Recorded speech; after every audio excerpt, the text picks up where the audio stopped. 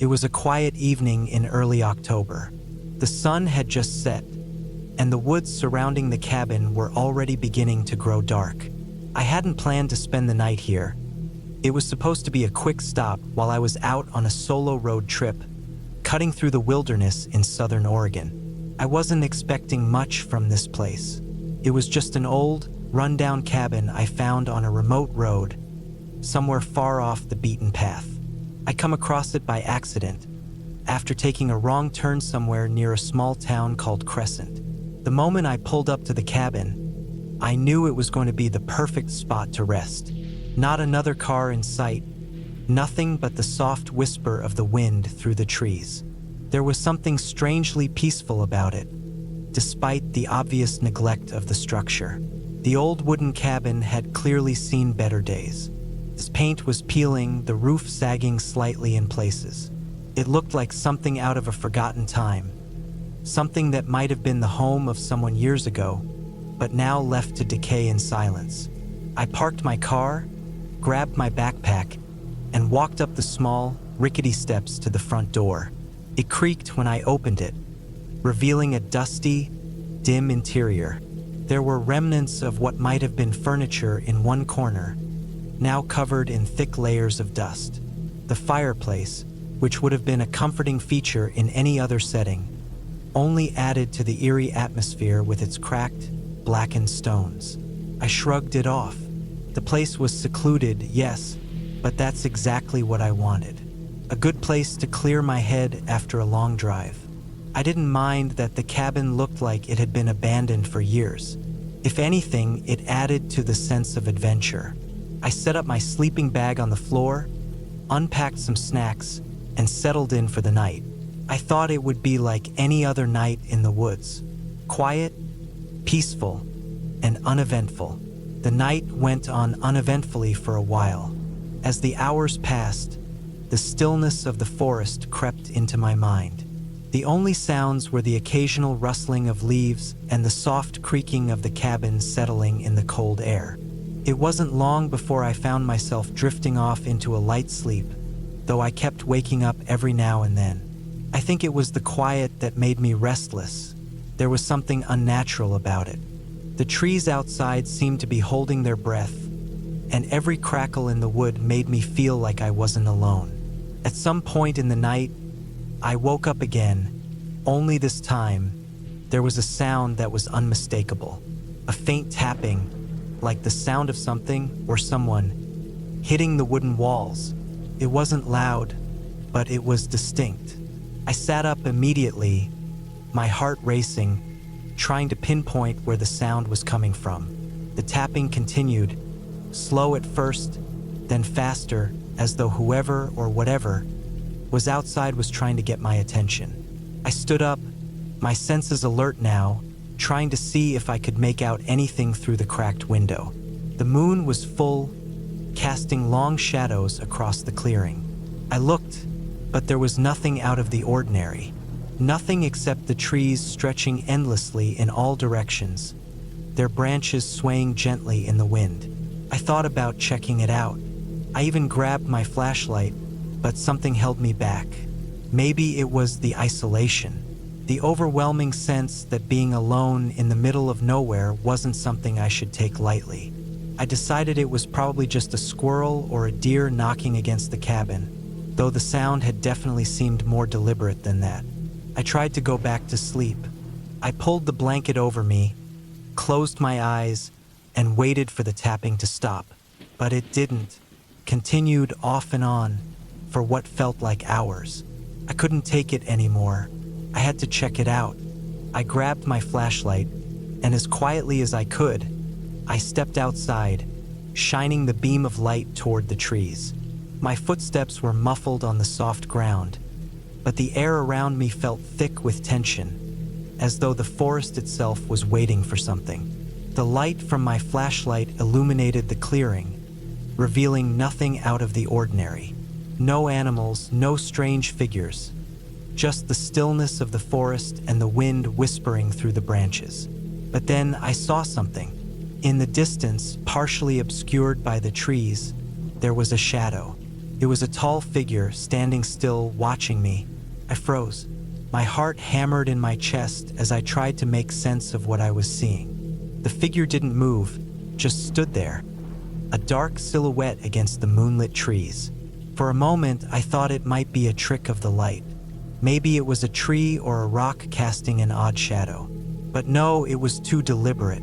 Someone or something was out there. My pulse quickened, and I could feel my breath catch in my throat. I turned slowly, making my way back to the cabin. I didn't want to turn my back on the figure, but I couldn't stand there any longer.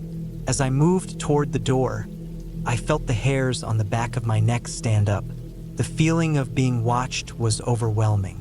Something wasn't right. The tapping started again, but this time it was different. It wasn't coming from the walls of the cabin anymore. It was coming from behind me. I spun around, heart racing, but there was nothing there. I slammed the door shut behind me and locked it, my hands shaking. I leaned against the door, trying to calm my breathing, trying to make sense of what was happening. But all I could hear was the pounding of my heart in my ears and the sound of something moving outside. It was just a few minutes before I heard it again. A scraping sound, slow and deliberate. Someone was trying to get in. I didn't know what to do. I had no cell service out here, no way of calling for help. All I could do was wait and pray that whoever or whatever was outside would leave me alone. But the scraping didn't stop. It grew louder, more frantic. The sound of something metal dragging against the wood, then scraping against the door. I could hear the faint sound of breathing, shallow and quick, from the other side. I stepped back, my mind racing, trying to think of a way out. My car. It was still outside. But how could I get to it without being noticed? The figure was out there, watching, waiting. I was trapped. Suddenly, there was a loud bang on the door. The force of it sent me stumbling backward, falling to the floor. My heart skipped a beat, and I froze, unable to move. The door rattled as the figure outside slammed into it again. Harder this time. I had no choice. I had to run. I grabbed my bag, bolted for the back window, and crawled out, scrambling to my feet as quickly as I could. The night air was cold against my skin, and I could feel my breath coming in ragged gasps. I didn't look back as I sprinted toward my car. The headlights illuminated the trees ahead, but I didn't care. I just needed to get out of there. I reached the car, fumbled with the keys, and started the engine. My hands were slick with sweat, my heart still hammering in my chest. I threw the car into reverse and sped down the dirt road, not looking back. It wasn't until I reached the nearest town, hours later, that I finally felt my body relax. I parked the car in front of a small diner, my hands still trembling. I went inside to get something to eat, trying to make sense of everything. But the events of the night didn't seem real. I couldn't explain it, who the figure was, what they wanted, or why they were there. But one thing was clear. I wasn't going back there. Not ever again.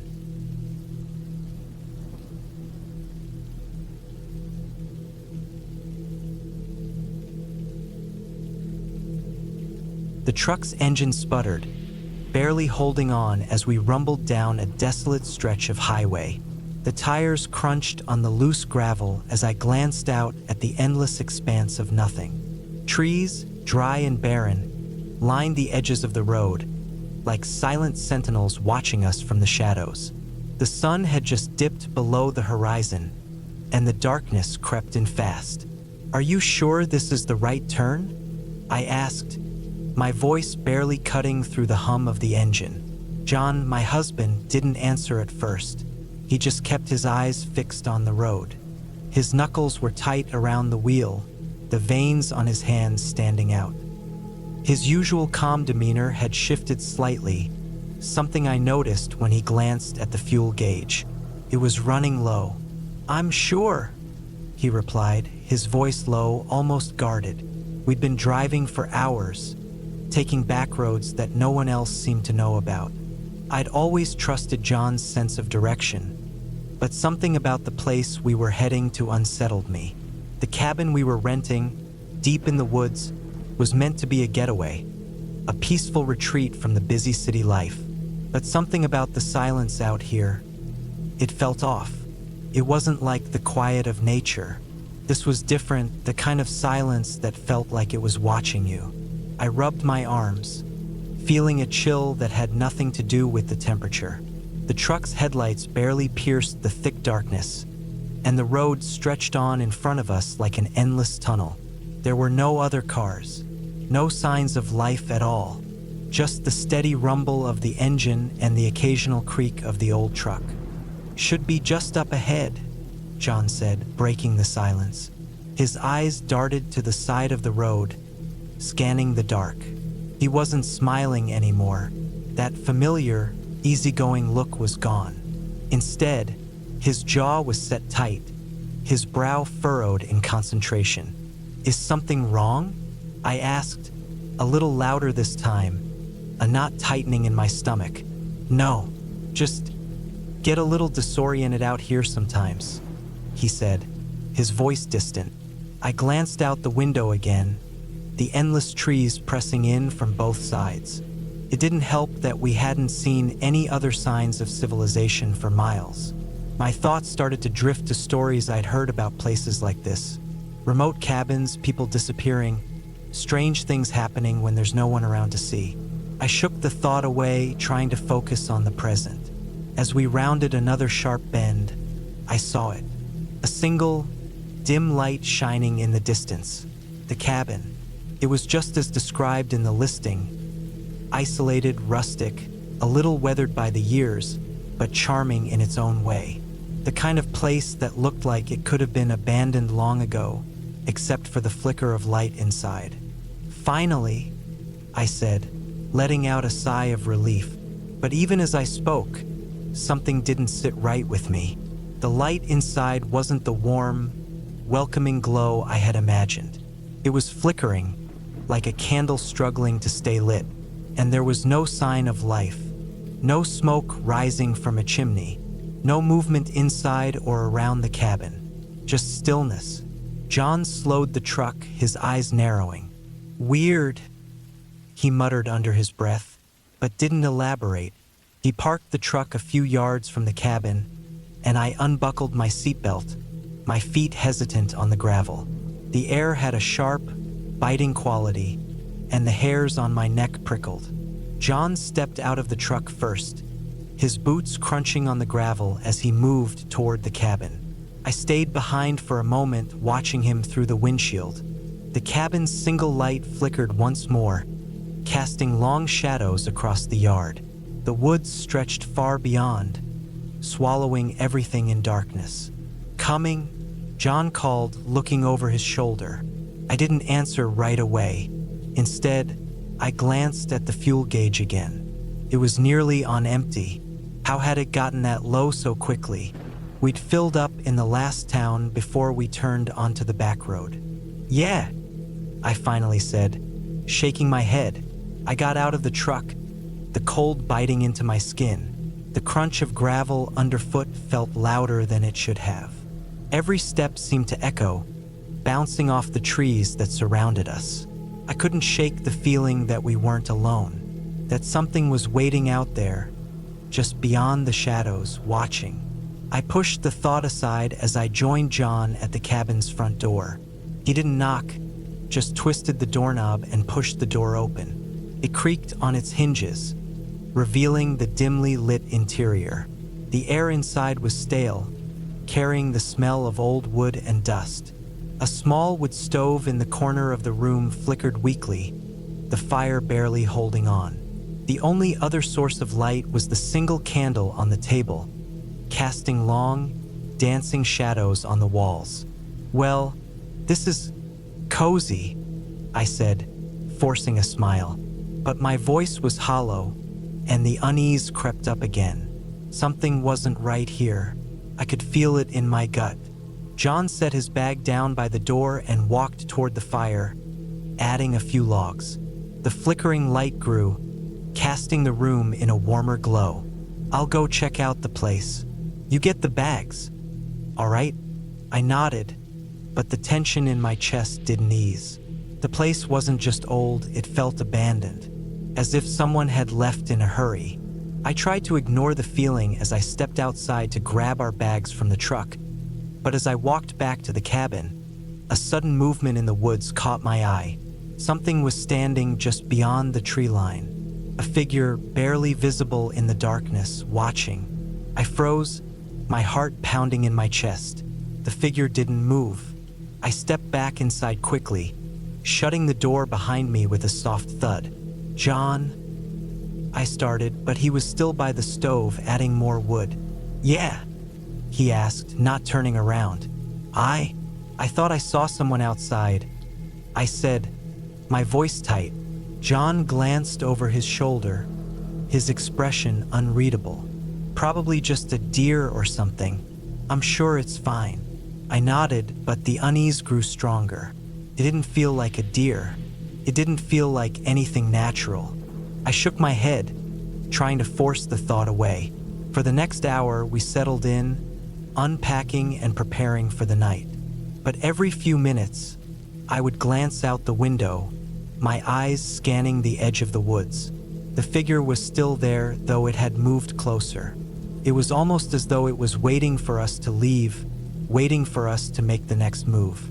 The candle flickered one last time before burning out, plunging the room into darkness. I stood, startled, and grabbed the flashlight from the table. But just as I was about to turn it on, I heard something from outside, a rustling, soft but deliberate.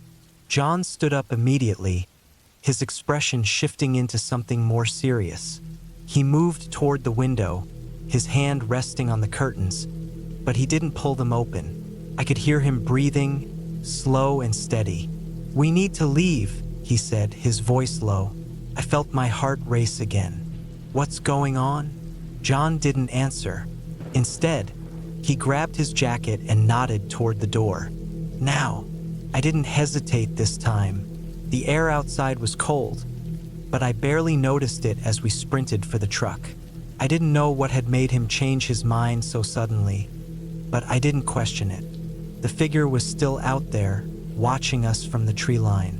And as I glanced back at the cabin, I noticed the door was now wide open. We didn't stop until we were miles down the road, the headlights cutting through the dark. And as the miles passed, the uneasy feeling that had settled in my chest finally started to loosen. When we finally made it to the nearest town, John pulled over at a gas station, his hands gripping the wheel tightly. He didn't speak for a while, just stared at the road ahead. I didn't ask him what had happened back there.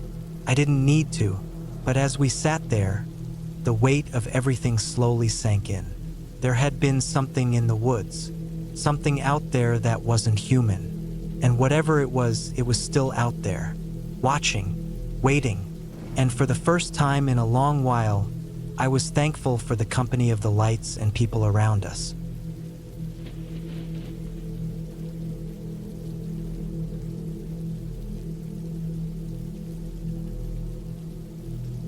The rain was coming down hard, slamming against the windshield of the truck as I drove deeper into the woods. The headlights cut through the thick fog, but it felt like they were barely making a difference. The road was narrow and winding, hardly a proper path. Really, more of a trail someone had cleared through the trees. It was 2:15 in the morning, and I still had about an hour to go before I reached the spot where I'd be setting up camp for the night. I wasn't sure why I'd agreed to come out here in the first place. Maybe it was just the need to get away. I'd been feeling this restless pull for weeks, like I needed to be as far away from everything as I could get. It was a whim, really. I'd read about a secluded campsite that sounded like it was in the middle of nowhere, far enough from people to feel safe, yet isolated enough to give me some peace. The rain started to beat harder, rattling the roof of the truck. The windshield wipers swiped back and forth as fast as they could, but it was a losing battle. The visibility was low, and the road was slick with mud, which made me grip the wheel tighter, especially when I hit a few sharp turns. The tires slid more than I was comfortable with, but I didn't want to stop. Not yet. My headlights flickered for a second, and I cursed under my breath, slapping the dashboard. I was halfway through checking the GPS when I noticed a figure standing at the edge of the road, barely visible through the heavy rain. I slammed on the brakes, skidding for a moment before I brought the truck to a halt just short of hitting them. There, standing by the side of the road, was a man. His clothes were soaked through, sticking to his body, his face obscured by the hood of a weathered jacket. I couldn't make out his features in the dark, but something about the way he was standing, motionless, still, felt wrong. I hesitated, my foot still hovering over the brake. There was something unsettling about him. Maybe it was the fact that I hadn't seen anyone else on this road for miles, or maybe it was the way he was standing there, in the rain, like he didn't even care that he was getting drenched. I blinked, and when I looked back, he was gone. Just like that, he was no longer standing by the road. I checked the rearview mirror quickly, scanning the darkened woods behind me, but there was no sign of him. I shook my head, muttering to myself, "You're losing it, man." The rain was relentless, and the thick fog hadn't let up. I started moving again, cautiously this time, more alert than I'd been before. I couldn't shake the feeling that I was being watched, that someone was out there, just beyond the edges of my headlights. But there was no one but the rain, the trees, and the occasional crack of thunder. I finally made it to the campsite, an old clearing in the woods that looked like it hadn't been touched in years. The trees around it loomed high, their branches stretching out like dark, bony fingers. The ground was soft, nearly boggy, and I could see where someone had tried to make a fire pit, but it had long since been abandoned. I grabbed my gear and set up camp quickly, the rain making everything feel more urgent. It wasn't until I had the tent pitched that I realized just how quiet it was. No sounds of wildlife, no rustling leaves, just the steady beat of the rain against the ground. It was unnerving. As I sat in the tent, unpacking my things, I couldn't stop thinking about the man I'd seen. It made no sense. The whole thing felt like a dream, something out of place. There was no road here, no path that led to any real town. And yet, there he was, standing in the rain like it was the most natural thing in the world. I tried to shake it off, but the thought of him lingered. I kept glancing at the opening of the tent, half expecting him to appear again. But the rain kept pouring, the steady sound of it a constant reminder that I was alone, deep in the woods. It wasn't until I went to bed that I realized just how unnerving the silence was. I had a hard time falling asleep, even though I was exhausted. The storm raged on outside, but inside the tent, it felt like something was missing, like the world had gone still. Around 3:30 a.m., I woke up to a noise outside. It wasn't loud, just a soft crunch of something moving across the wet ground. My heart rate spiked, and I lay perfectly still, trying to listen. Could have been an animal, but it didn't sound like any animal I knew. The rain had muffled most of the natural sounds of the woods, but this was different. Then I heard it again, a scrape, followed by a low thud. The hairs on the back of my neck stood up. I grabbed the flashlight and crept to the edge of the tent, trying to peek out without drawing attention. My breath came in shallow gasps as I slowly unzipped the opening just enough to see out. There, not 20 feet from my tent, was a figure. It wasn't the same man from earlier. This one was on the ground, half crouching, half lying. His body was twisted in an unnatural way. His limbs splayed out, almost as if he had collapsed there. For a long moment, I didn't move, just stared at him. The rain hit the ground like bullets, the sound of it loud in my ears, but everything else was eerily silent. Then, something in the back of my mind clicked. That wasn't just anyone. That was a body. I pulled back from the tent, panic rising in my chest. My first thought was to grab my gear and leave, but I quickly realized that would only make things worse. The woods were vast, and I was alone. I couldn't afford to run off into the unknown. I had to figure out what I was dealing with first. I gathered my courage and, with the flashlight still in hand, I made my way toward the body. Each step was deliberate, careful, trying to stay as quiet as possible. The rain soaked through my clothes, and my boots sank into the soft, muddy ground. When I was close enough, I could see the body more clearly, the details of it starting to make sense. The man had been dead for a while. His skin was pale, his eyes wide open and glazed over. His clothes were torn, his shirt shredded in places like he had been dragged through the woods. And then I saw the marks on his neck. Deep, bruising marks that looked like something had tried to strangle him. His body had been discarded, left out in the rain to rot. I felt a wave of nausea. I backed away, taking slow, careful steps, trying not to let the horror of the situation take over. I needed to stay calm. I had to think. I didn't know who this man was or why he was out here, but I knew one thing for sure: he wasn't the first. There was something about this place, this camp, that felt wrong. There were too many questions, too many unknowns. The flashlight flickered in my hand, and I froze. From the corner of my eye, I saw movement. Something was in the trees, something large moving, something watching me. I didn't wait to figure it out. I turned and ran, my feet slipping in the mud, my breath coming in quick, panicked gasps. I didn't look back as I sprinted toward the truck. The rain stung my face, but I didn't care. I had to get out of here. I had to leave before whatever was out there found me too. When I finally reached the truck, I didn't hesitate. I jumped in, slammed the door shut, and turned the key. The engine roared to life, and I pulled away from the clearing faster than I'd ever driven. My hands were shaking as I gripped the wheel, the headlights cutting through the fog and rain, guiding me back down the narrow, treacherous road. I didn't stop, not until I hit the main highway, and even then, I kept driving. By the time the sun started to rise, I was miles away from the woods, my heart still pounding in my chest, my mind still racing. I had no idea who that man was or what had happened to him, but I knew one thing: I wasn't going back. The woods had already taken one life, and it wasn't about to take mine.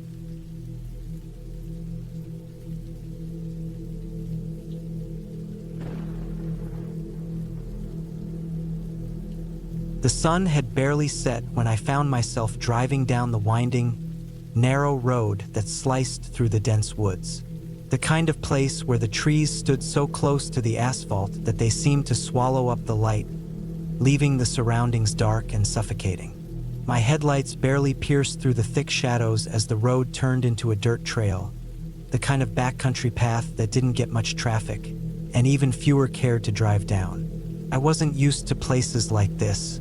I'd grown up in a city where the streets were always lit, and a neighbor was never more than a few yards away. But here, the isolation was palpable, the kind of silence you could feel in your bones. It made you uneasy, even when you tried to ignore it. My name is Ryan, I'm 28, and I work as a mechanic in a small town not far from here. I'd been asked by an old friend to check out a cabin his uncle owned, deep in the woods. It had been abandoned for years, but lately, there had been talk that people had seen strange things around the place. Not ghosts, but something else, unsettling enough that my friend thought it was worth a second look. So, I found myself heading out on a late afternoon drive to take a look, with nothing but my flashlight and some tools. The road became rockier as I pressed forward. I had to slow down, making sure not to hit any of the large rocks or deep ruts in the trail. The air grew colder, and the smell of wet leaves mixed with the earthy scent of the forest.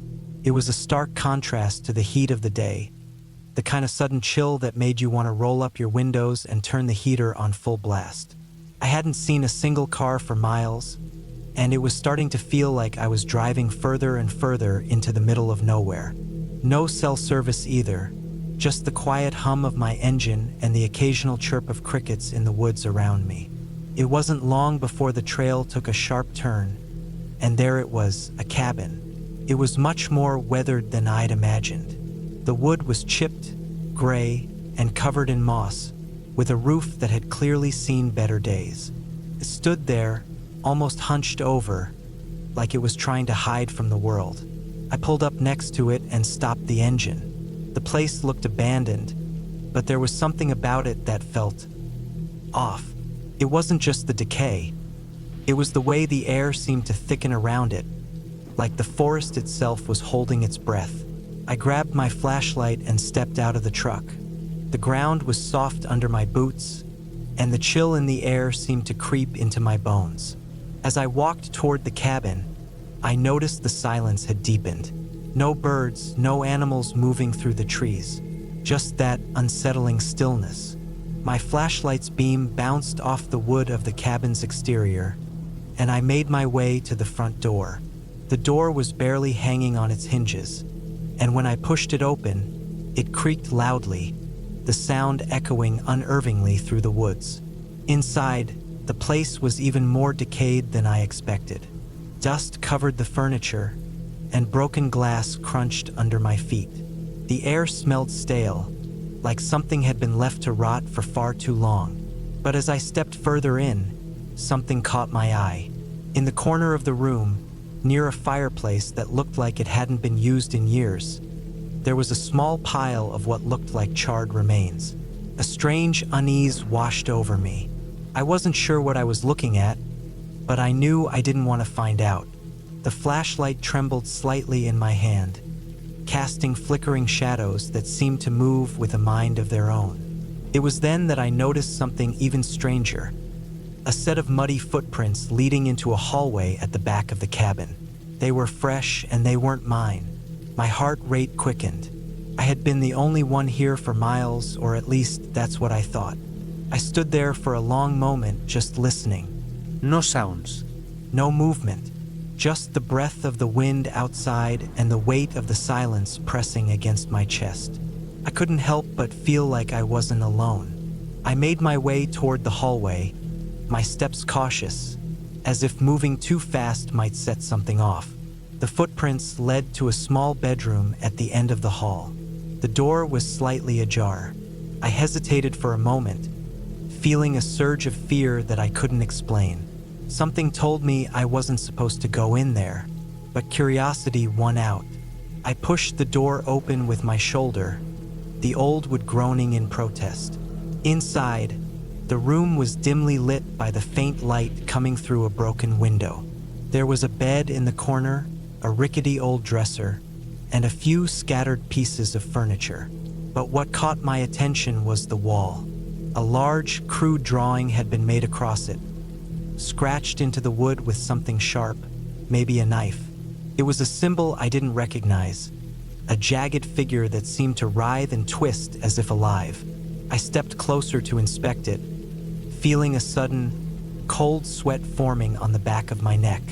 It was strange, but not something I could fully explain.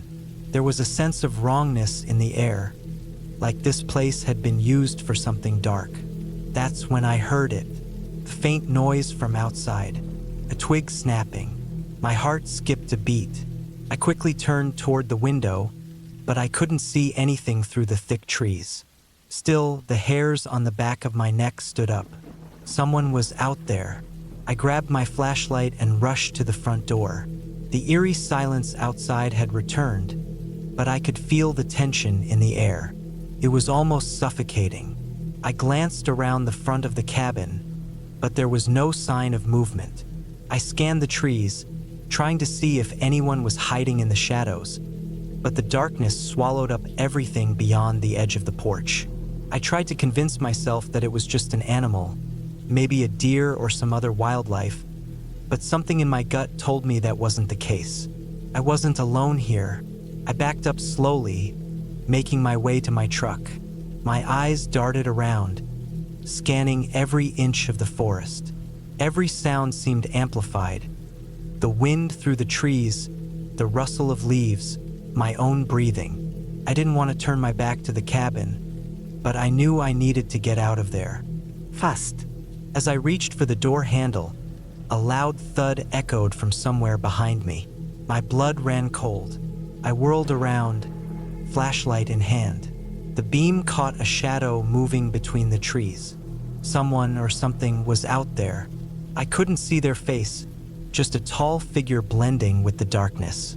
That's when I knew I had to leave. I jumped into the truck, slammed the door shut, and threw the keys into the ignition. My hands shook as I started the engine. I didn't look back as I pulled out of the clearing, the truck tires kicking up dirt and gravel. The road seemed endless, but I didn't dare slow down. The feeling that something was following me stayed with me all the way back to the main road. When I finally reached the paved road, I took a deep breath, trying to calm my nerves. I didn't know what had happened back there, what I had seen or heard, but I wasn't about to find out. The woods were a place meant to be avoided, and whatever was out there had made it clear that it wanted to stay hidden. I didn't go back to that cabin, and I've never driven down that road again.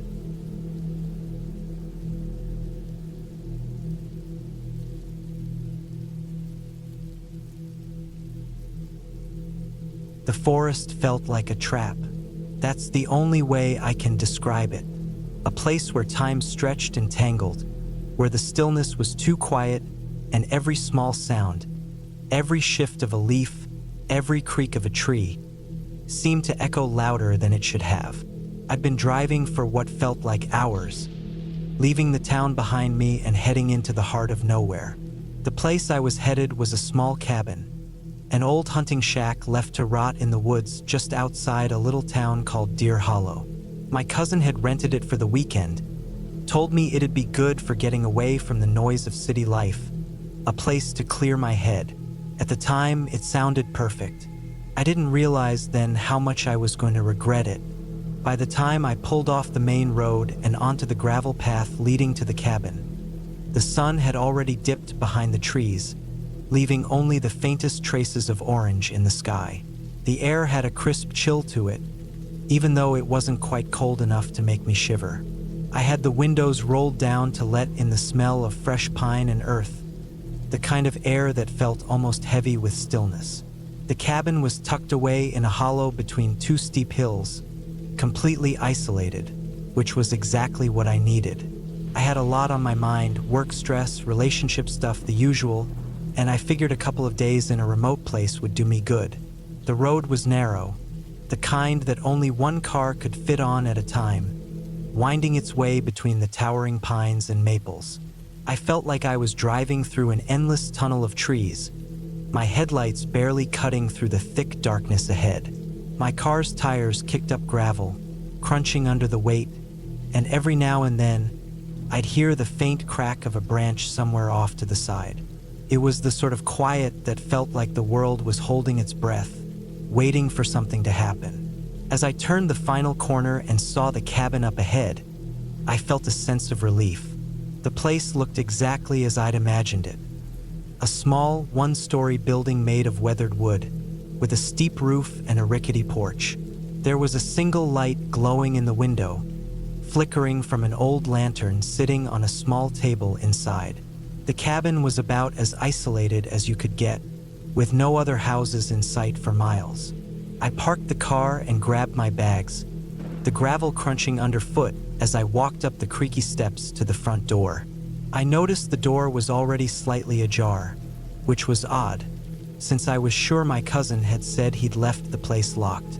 I hesitated for a moment, but then I figured he must have forgotten to secure it. No big deal. Inside, the cabin was small but cozy. The air smelled faintly of wood and damp earth, the kind of scent that comes with living in the middle of nowhere. There was a fireplace against one wall, a couple of mismatched chairs scattered around the room, and a large wooden table in the center. The kitchen was simple, just a stove, a small fridge, and a sink, but it had everything I'd need for the weekend. The only thing that stood out to me was the silence. It wasn't just the absence of noise, it was more like the cabin itself was holding something in, like there was a pressure in the air that made everything feel off. I set my bags down by the door and took a deep breath, trying to shake off the unease that was starting to settle in my stomach. My cousin had said he'd be there soon, but I didn't expect him for a couple more hours, so I decided to get comfortable. I started a fire in the hearth, the crackling of the wood filling the room, and then I sat down with a book. I wasn't really reading, though.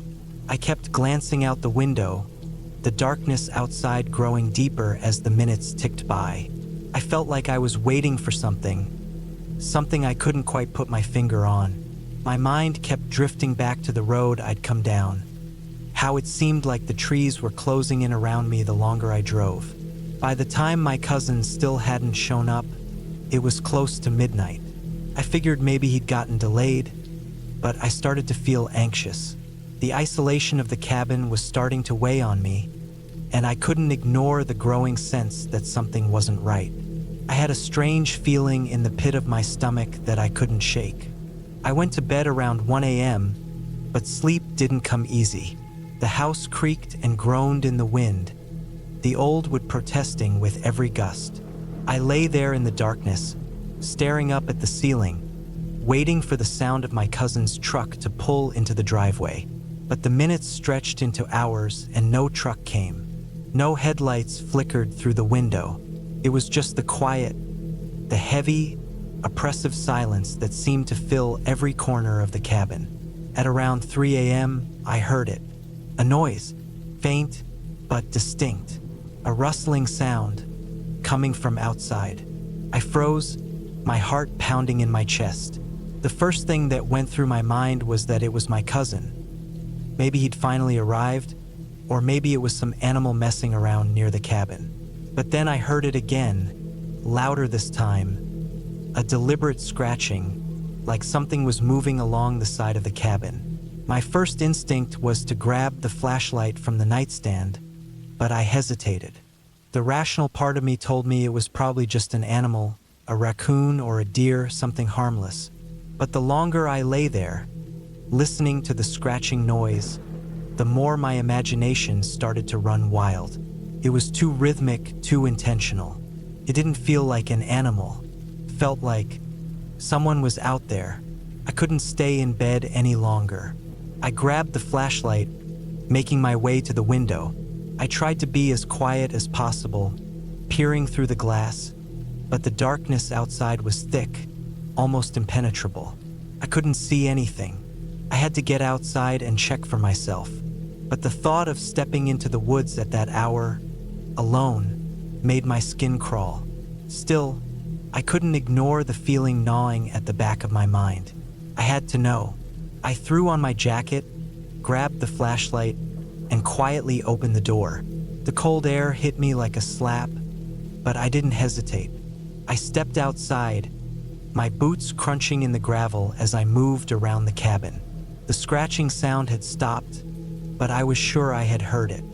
I shined the flashlight along the side of the cabin, my heart racing as I scanned the dark corners. Nothing. I walked a few steps away from the cabin, my flashlight beam cutting through the thick darkness. The woods were silent now, too silent. I felt like I was being watched, like there was something in the shadows, just out of sight. My breath fogged in the air, and I tried to push the fear out of my mind, telling myself it was nothing, just a wild animal or the wind playing tricks. But then, from the corner of my eye, I saw something move, a figure just beyond the reach of the flashlight. I froze, my body going stiff. The figure didn't move at first, but I could tell it was there. A man, maybe? He was standing just at the edge of the trees, his silhouette barely visible against the dark backdrop of the forest.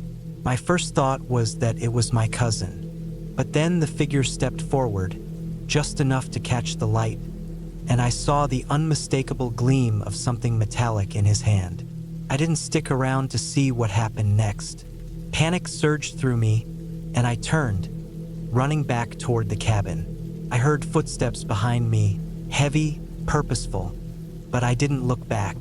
I slammed the door behind me and locked it, my breath coming in ragged gasps as I fumbled for my phone. There was no signal.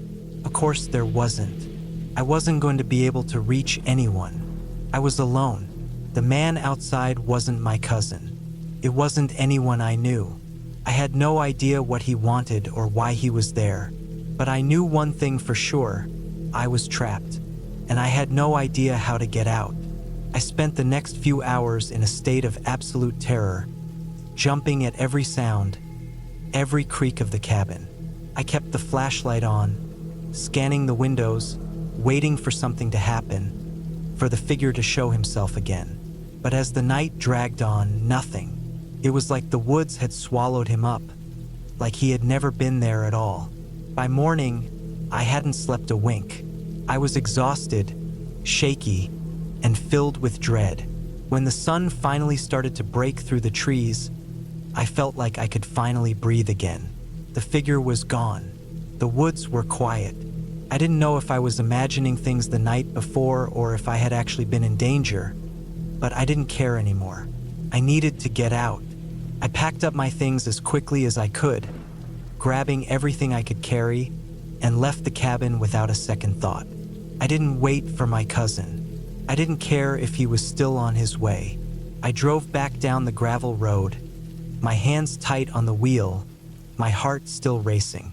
As I left the woods behind, I glanced in my rearview mirror one last time, half expecting to see the figure in the trees, watching me go.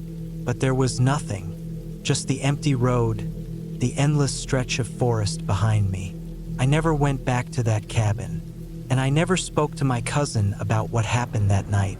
There are some things you can't explain, and some places better left alone.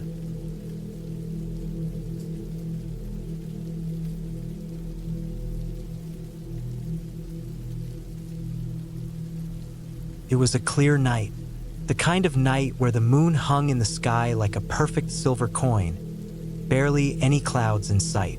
I had just left the town a few hours ago, heading for the next county over. I wasn't in a rush. The drive was supposed to be peaceful, calming even. Just a long, lonely stretch of road through the countryside. The kind of road that stretches for miles and miles with nothing around but fields and the occasional old farmhouse. I'd been on roads like this before, but tonight felt different. I didn't know why at first. Maybe it was because the car's engine was louder than usual, or the way the headlights bounced off the road ahead, casting long shadows. I didn't pay much attention to it at first. It was just a weird feeling I couldn't shake. As the miles passed, the road got narrower, winding its way through hills and trees, the kind of place you wouldn't want to break down in. It wasn't quite dark yet, but the light was fading fast. The sun had dipped below the horizon, and the first stars began to prick through the sky. I was starting to feel the isolation. I had that feeling when you're in a place that feels too empty, too quiet. There was no sound out here except for the hum of the car and the occasional rustle of leaves in the wind. It was a perfect evening, except for that nagging sense that something wasn't quite right. I glanced in the rearview mirror. Nothing, just the winding road behind me, illuminated in my headlights. No other cars. I hadn't seen a soul for at least an hour. Then it hit me, the silence. It wasn't the usual kind of silence you expect in the countryside. It was almost oppressive, like there was something missing. No animals, no insects, nothing. Just the faint whoosh of the wind through the trees struck me as odd. Usually, on a road like this, you'd hear the chirp of crickets or maybe the rustling of a small animal scurrying across the road. But there was nothing.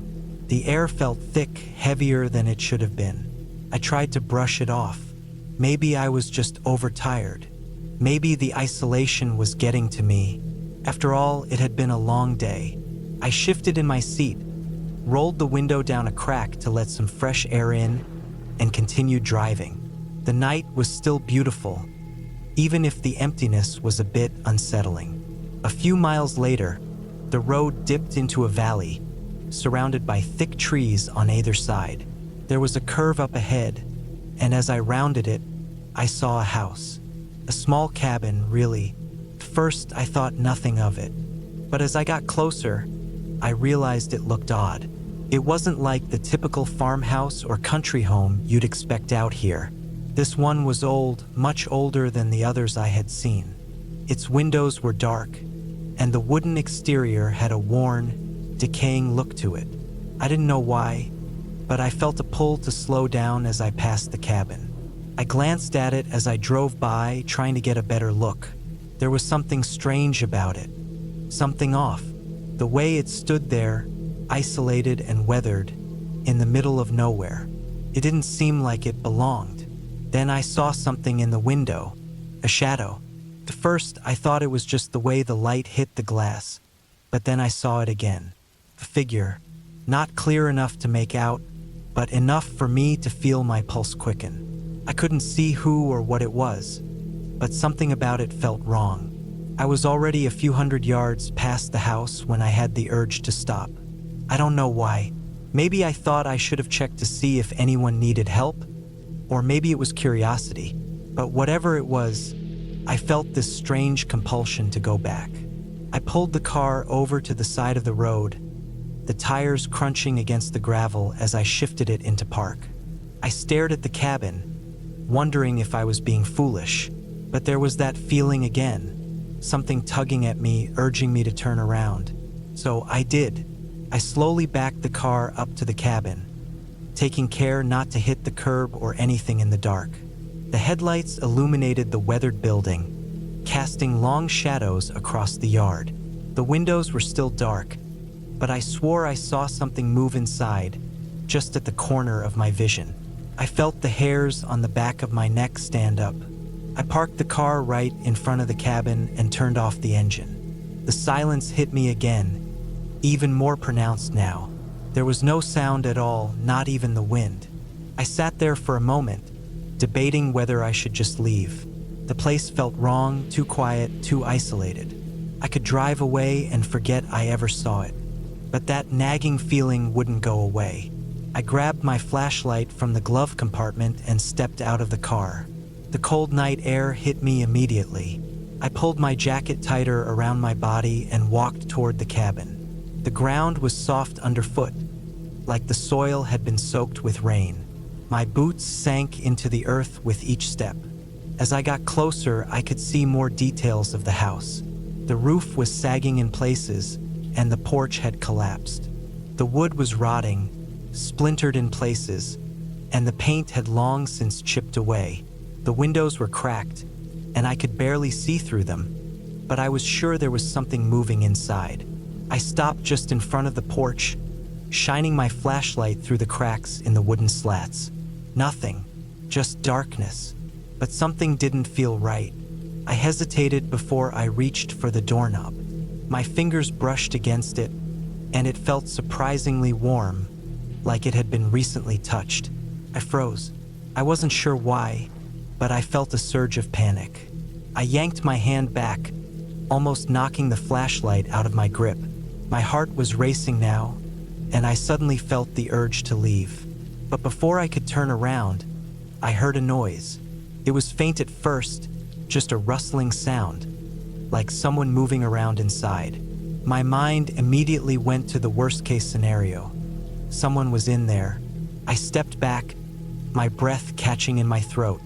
I was about to turn and run back to the car when the door creaked open, just a little, as if it had been nudged from the inside. I froze. I didn't know what to do.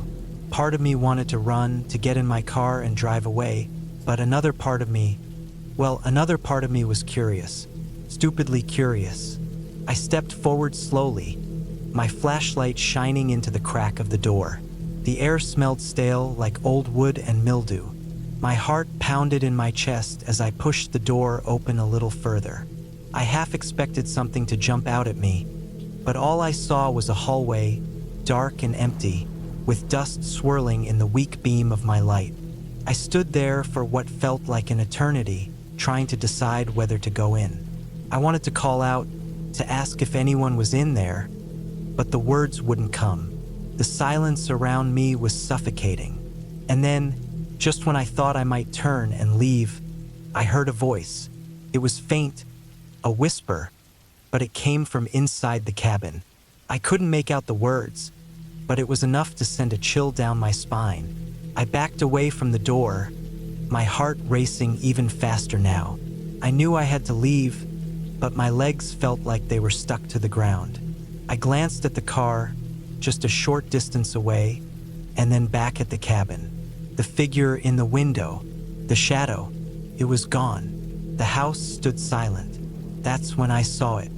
Just for a second, before I turned and bolted back to the car, I saw something move behind the window. A shape, a silhouette. It wasn't human, not quite.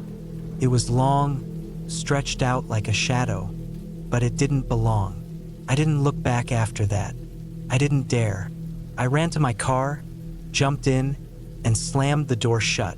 My hands were shaking as I fumbled to start the engine. The car roared to life, and I slammed my foot on the gas, tearing out of there as fast as I could.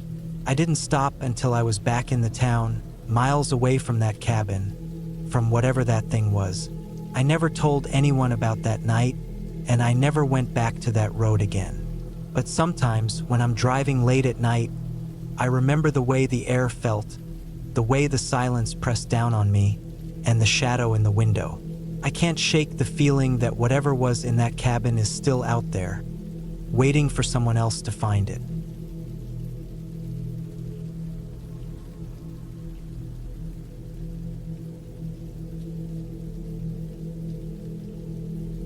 It was supposed to be a quiet weekend, a quick getaway from the noise of the city, a break from the stress of work and the constant buzz of technology.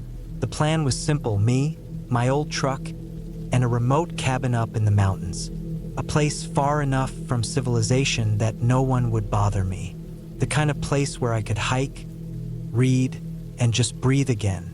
I'd rented the cabin online, no reviews, just a photo of the cabin sitting alone by a dense forest. It looked peaceful. The owner, some guy named Greg, gave me the details over the phone. He mentioned the place was off the beaten path but not too far. The drive was supposed to be about 3 hours from the nearest town. I didn't mind. I liked the idea of being alone, far from everything, and just recharging. I left early that morning, my truck loaded with bags of food, hiking gear, and a few books I'd been meaning to read. The sky was overcast, which I didn't mind. I preferred the quiet, muted light over the blinding sun. The highway was smooth, with long stretches of nothing. Small towns passed by in a blur. I stopped once for gas and coffee, and the attendant gave me a strange look when I asked about the cabin. He seemed hesitant to talk about it, muttering something about the area being a little odd.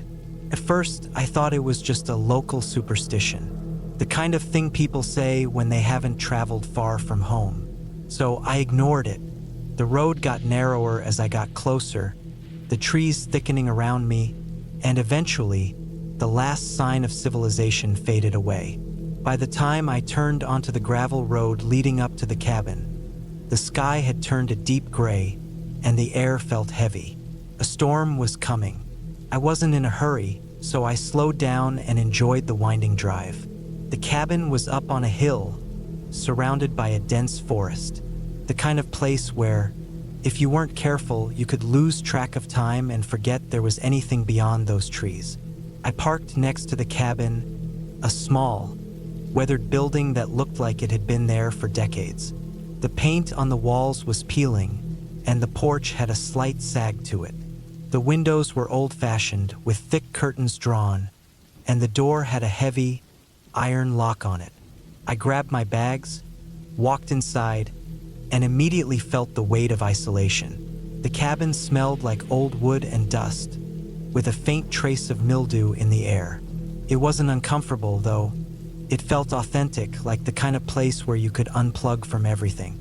There was a small living room with a fireplace, a kitchen with old appliances, and a narrow staircase leading up to a loft bedroom. I unpacked my things and decided to take a walk before the rain started. I slipped on my hiking boots and grabbed my jacket. The air outside was cool, with a slight breeze that ruffled the leaves of the trees. The sound of birds was distant, and the only real noise was the crunch of gravel under my boots. I walked down the narrow path that led into the forest, the trees thickening the farther I went. The ground was soft and muddy from the rain earlier, but I didn't mind. The forest was eerily quiet. No animals, no birds, just the rustling of leaves and the occasional snap of a twig underfoot. After a while, I came across a small clearing. The trees were thinner here, and the light seemed to filter through in beams, casting strange shadows on the ground. I stood there for a few moments, just taking in the peacefulness of it all. But then something caught my eye, a figure standing at the edge of the forest. At first, I thought it was a trick of the light, a shadow maybe, but as I focused, I saw her more clearly. A woman standing just inside the trees. She was tall, dressed in a long, dark coat that hung loosely around her body. Her hair was long and black, wild, like it hadn't been combed in days. But it wasn't her appearance that made my skin crawl. It was the way she stood, unmoving, staring directly at me. I froze, unsure of what to do. I was too far away to make out her face, but I could feel her eyes on me, like they were piercing through the thick air. The longer I looked, the more unsettled I became. It wasn't normal to see someone out here, not so deep in the forest, especially not in the middle of nowhere like this. I took a step back, trying to make myself scarce. But then she moved.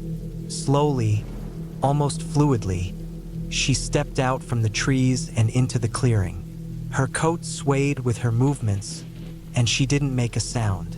She just stood there, her head slightly tilted, as if studying me. My heart began to race. I felt a sense of dread creeping up my spine. This wasn't normal. People didn't just appear out here, especially not in the middle of nowhere. I took another step back, and that's when she spoke. But not in a way that made sense. It wasn't words. It was more like a soft humming sound. A low, rhythmic noise, like someone was whispering something just out of earshot. It sent a chill down my body, and I turned quickly, running back toward the cabin. My footsteps were heavy on the ground, and I could hear her behind me. The humming had stopped, but I could feel her presence, like she was right there, just a few steps away. My heart pounded in my chest as I reached the cabin door. I fumbled with the handle, finally throwing it open and slamming it shut behind me. I leaned against the door, trying to catch my breath. There was no one outside now. No woman. No estrange noise. Just the heavy silence of the woods. I didn't know what to think. Was she real, or had I imagined the whole thing? I couldn't shake the feeling that something was wrong. I kept staring out the window, half expecting to see her standing in the yard, watching me. But there was nothing, just the dark, empty trees stretching out into the night. The storm arrived a few hours later. The wind picked up, howling through the trees, and rain began to pour down in sheets.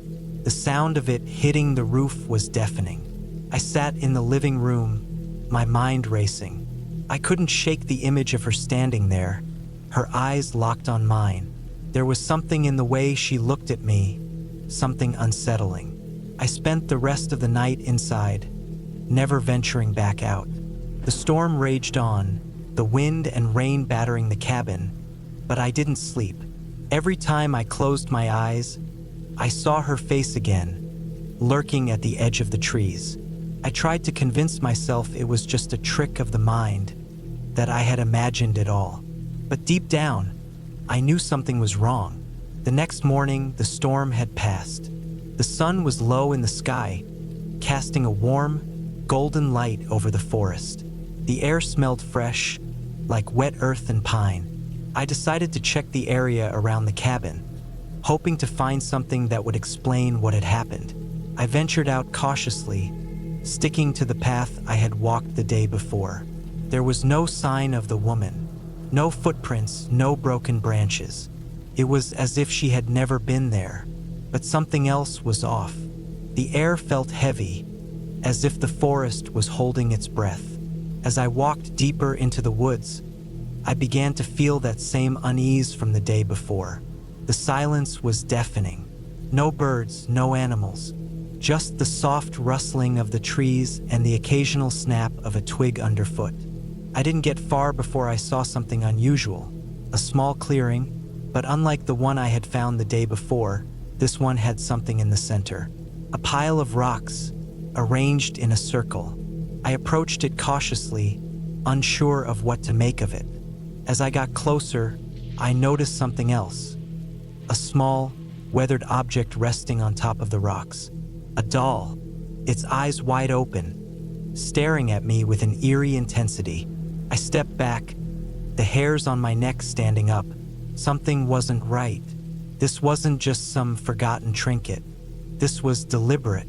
And then, out of the corner of my eye, I saw her again. The woman, standing just inside the trees, watching me. This time, I didn't freeze. I turned and ran. I didn't stop running until I was back at the cabin, slamming the door shut behind me.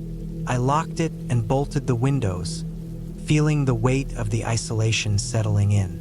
Whatever had happened out there in the woods, I didn't want to know. I was leaving as soon as the sun came up. That night, I barely slept. The wind howled outside, and the rain started up again, harder than before. But there was no sign of her. No sounds. Just the storm and the crushing silence that followed. The next morning, I left. I didn't look back as I drove away, my hands gripped tightly on the wheel. The woman in the woods, the doll, the strange feeling of being watched. I didn't know what it all meant, but I wasn't sticking around to find out. By the time I reached the town, I stopped at a diner for some food. The waitress asked me how my trip was. I hesitated before answering, unsure of what to say. I didn't want to tell her about the woman in the woods or the doll. I didn't want to seem crazy, but as I sat there, sipping my coffee, I overheard a conversation at the next table. A man was talking to a couple, telling them about a woman who had gone missing in those woods a few years ago. A woman who had been last seen near an old cabin, just like the one I'd stayed in. I didn't hear the rest of the conversation. I didn't need to. I already knew the truth. Some things aren't meant to be understood, and some places are better left alone.